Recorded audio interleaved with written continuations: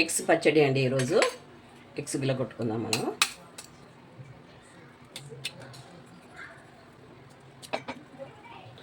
Eight eggs అండి, 8 గుడ్లు, కొద్దిగా మిరియాల పొడి, ఉప్పు అండి, ఎగ్స్కి సరిపడా ఉప్పు, మిరియాలు ఉప్పు వేసి ఎగ్స్ని మంచిగా బీట్ చేసుకుందాం. ఎగ్స్ అన్ని బీట్ చేసుకున్నానండి. ప్యాన్ పెట్టి ఇందులో వాటర్ పోసుకుందాం. బౌల్ పైన మూత పెట్టేసుకుందాము. ఒక 10 నిమిషాలు ఉడకాలండి. గుడ్లు మీడియం ఫ్లేమ్లో ఉడికించుకోవాలి. ఇలాగ ఉడికిపోయిందండి. దీని ఇలా చాకుతో ఇలా రౌండ్గా తీసేసుకుంటే వచ్చేస్తుంది.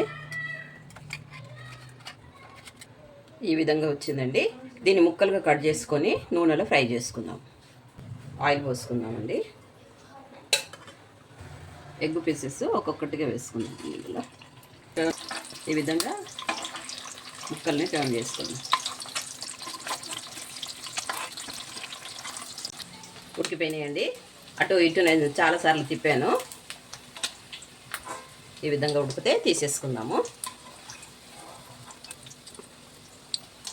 తర్వాత చిన్న ముక్కలుగా కూడా కట్ చేసుకోవచ్చు. ఇవి పెద్ద ఈ విధంగా కాలినాయి కదండి, తీసి పక్కకు పెట్టుకున్నాను. ఈ విధంగా ఆయిల్లో ఫ్రై చేసుకున్నానండి. ఫ్రై చేసి చిన్న చిన్న ముక్కలుగా కట్ చేసుకొని పెట్టుకున్నాను. ఇప్పుడు తాలింపు. ఫస్ట్ అల్లం వెల్లిగడ్డ పేస్ట్ అండి. ఎగ్ ఫ్రై చేశాను కదా, అదే ఆయిల్లో వేసి ఫ్రై చేస్తాను. మంచిగా అల్లం ఉడికిపోవాలి నూనెలో. ఇది నిల్వ పచ్చడి కదండి, మంచిగా వేగాలి. ఇది ఒక 3 స్పూన్ల కారం వేసానండి.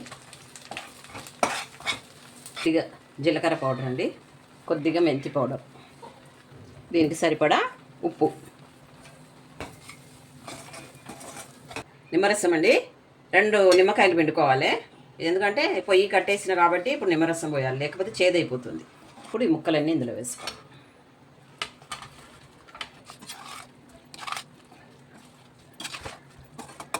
ఫ్రిడ్జ్లో పెట్టుకుంటే ఉంటుందండి 15 రోజులు 20 రోజులు, ఇదేం పాడవద్దు.